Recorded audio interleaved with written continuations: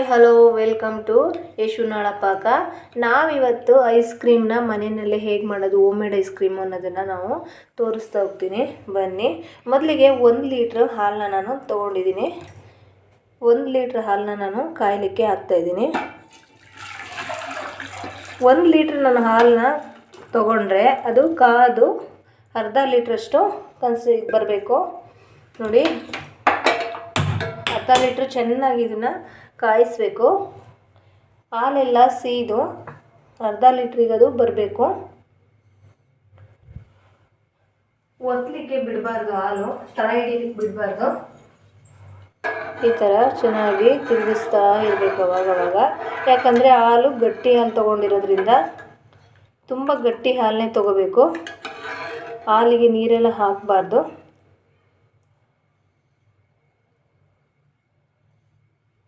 ಈ 1 ಲೀಟ್ರ್ ನಾನು ಹಾಲು ತೊಗೊಂಡಿದ್ದೀನಿ ಅಂದರೆ ಅದು ಕಾದು ಅರ್ಧ ಲೀಟ್ರಿಗೆ ಬರೋವರೆಗೂ ನಾವು ಅದನ್ನು ತಿರುಗಿಸ್ತಾ ಕಾಯಿಸ್ಕೊಬೇಕು. ಇದು ಹೋಮ್ ಮೇಡ್ ಐಸ್ ಕ್ರೀಮು. ನೋಡಿ, ಇವಾಗ ಕುದಿ ಬರ್ತಾ ಇದೆ. ಹಾಲು ಬೇಗ ತಳ ಹಿಡಿಯೋಂಥ ಚಾನ್ಸಸ್ಸು ತುಂಬಾ ಇರುತ್ತೆ. ಹಾಗಾಗಿ ನಾವು ಮೇಲಿಂದ ಮೇಲೆ ಚೆನ್ನಾಗಿ ತಿರುಗಿಸ್ತಾ ಬರಬೇಕು.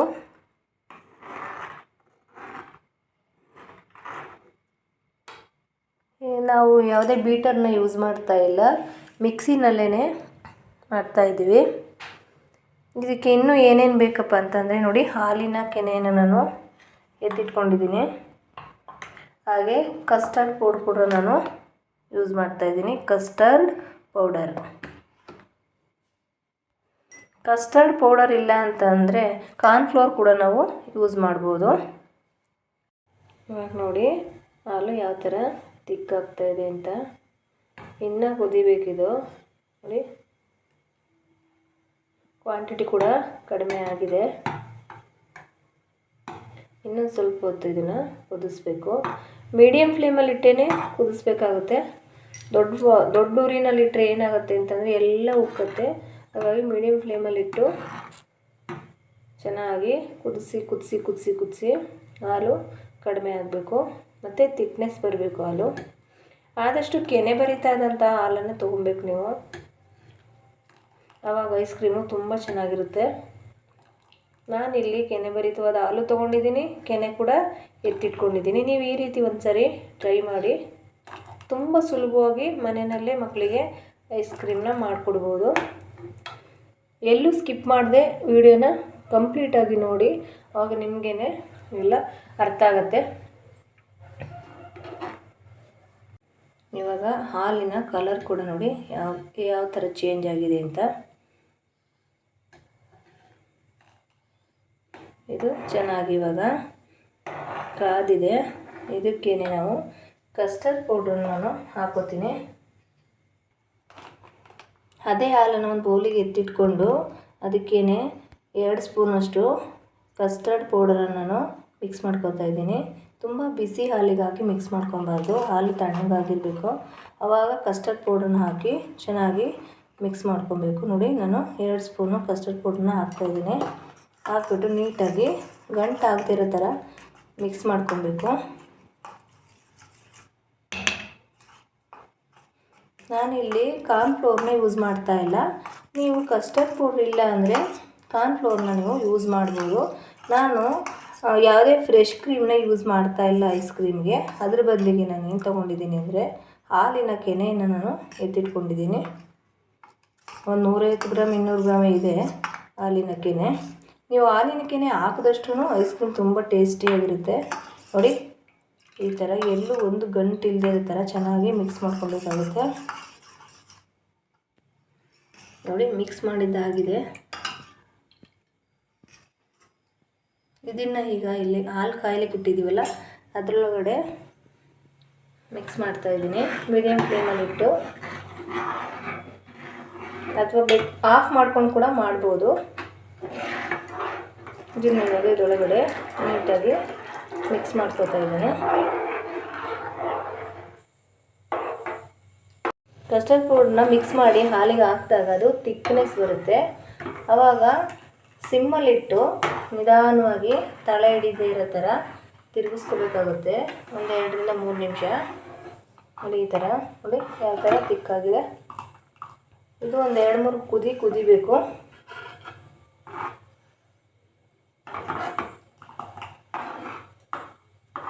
ಅದರೊಳಗಡೆ ಒಂದು 200 ಗ್ರಾಮ್ ಅಷ್ಟು ನಾನು ಸಕ್ಕರೆನ ಆ್ಯಡ್ ಮಾಡ್ತಾಯಿದ್ದೀನಿ. ನೋಡಿ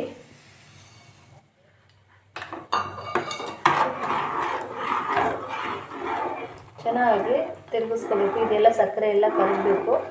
ಕರಗಿ ಒಂದು ಕುದಿಬೇಕು. ನೋಡಿ ಈಗ ಸಕ್ಕರೆ ಮತ್ತು ಕಸ್ಟರ್ಡ್ ಪೌಡ್ರ್ ಎಲ್ಲ ಹಾಕಿದ್ದೀನಿ. ಇವಾಗ ಕುದಿ ಹತ್ತಿದೆ ಚೆನ್ನಾಗಿ.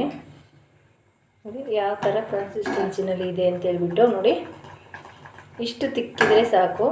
ನೋಡಿ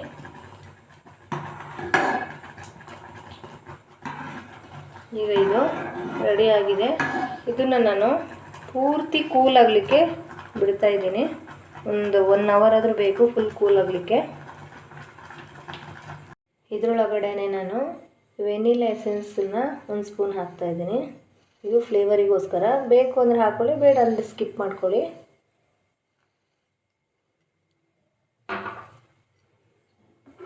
ಹಾಕ್ಬಿಟ್ಟು ಚೆನ್ನಾಗಿ ಮಿಕ್ಸ್ ಮಾಡ್ಕೊತಾ ಇದ್ದೀನಿ. ಐಸ್ ಕ್ರೀಮ್ಗೆ ನಾನಿಲ್ಲಿ ಡ್ರೈ ಫ್ರೂಟ್ಸ್ನ ಯೂಸ್ ಮಾಡ್ತಾಯಿದ್ದೀನಿ.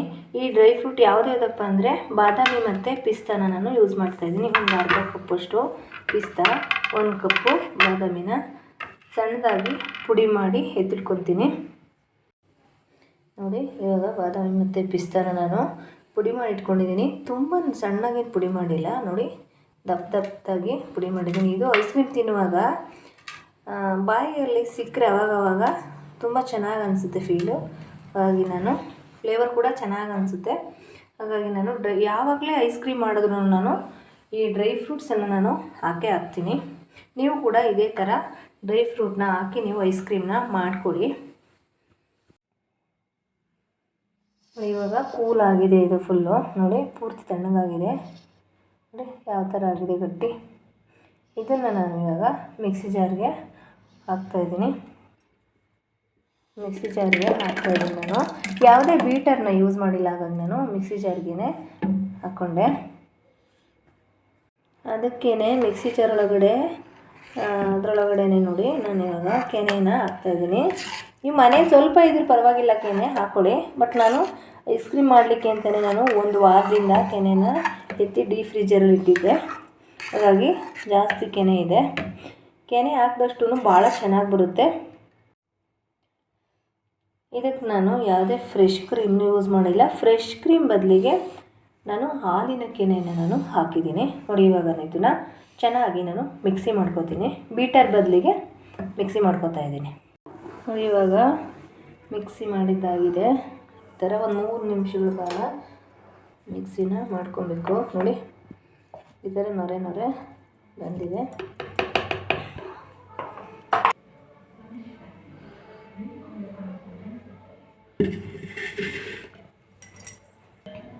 ಇದರೊಳಗಡೆ ಪುಡಿ ಇಟ್ಕೊಂಡಿರೋಂತಹ ಡ್ರೈ ಫ್ರೂಟ್ಸನ್ನು ನಾನು ಮಿಕ್ಸ್ ಮಾಡ್ತಾಯಿದ್ದೀನಿ. ನೋಡಿ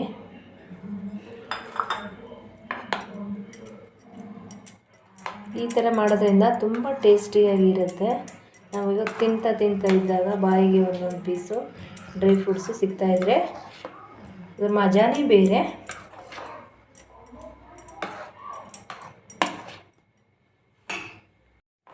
ಈ ಡ್ರೈ ಫ್ರೂಟ್ ಎಲ್ಲ ಚೆನ್ನಾಗಿ ಮಿಕ್ಸ್ ಮಾಡಿ ಈಗ ಅದನ್ನು ನಾವು ಐಸ್ ಕ್ರೀಮ್ ಕಂಟೈನರ್ಗೆ ಹಾಕ್ತಾಯಿದ್ದೀನಿ. ನೋಡಿ